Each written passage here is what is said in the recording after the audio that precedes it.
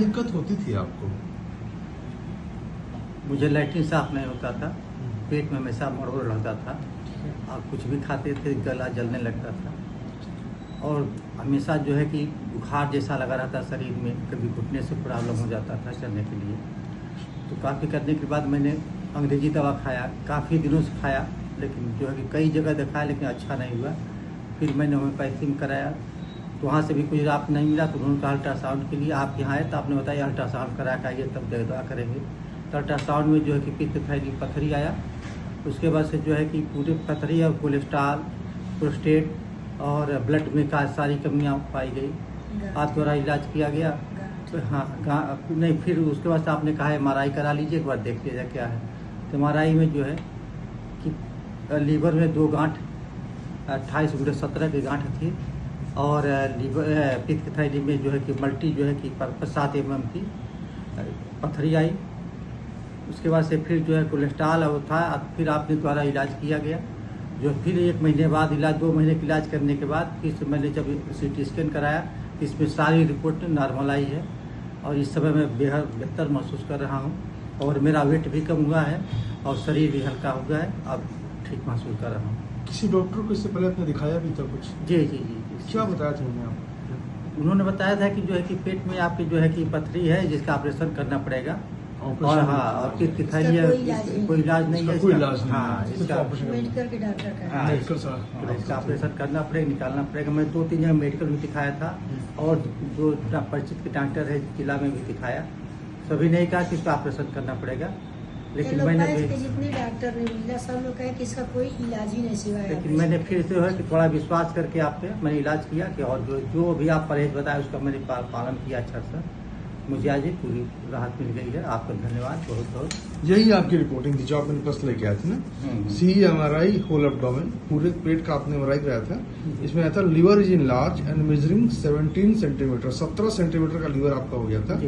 2 small cystic lesion seen in the 5th and 7th segment of the right lobe. 2 गांठें निकली थी आपको, cyst निकला था लीवर में 5वें और 7वें पार्ट में। Largest measuring approx 18 into 24 mm, 18/24 mm की एक गांठ बड़ी सी बनी हुई थी और गॉलब्लैडर के अंदर 18 into 24 mm की गांठ थी। ट्यूमर था, सिस्ट था, हिपैटिक सिस्ट था आपको। एंड गॉलब्लैडर के अंदर partially distended with showing multiple tiny calculi sludge within the lumen. Gallbladder के अंदर काफी सारे छोटे छोटे स्टोन बने हुए थे आपको, स्लज था जो गॉलब्लैडर में बना था। इसके साथ साथ प्रोस्टेट इन लार्ज, प्रोस्टेट में सूजन आ गया था एंड 4.3 सेंटीमीटर का डायमेंशन, इतना बड़ा प्रोस्टेट आपका 4.3 सेंटीमीटर का हो गया था।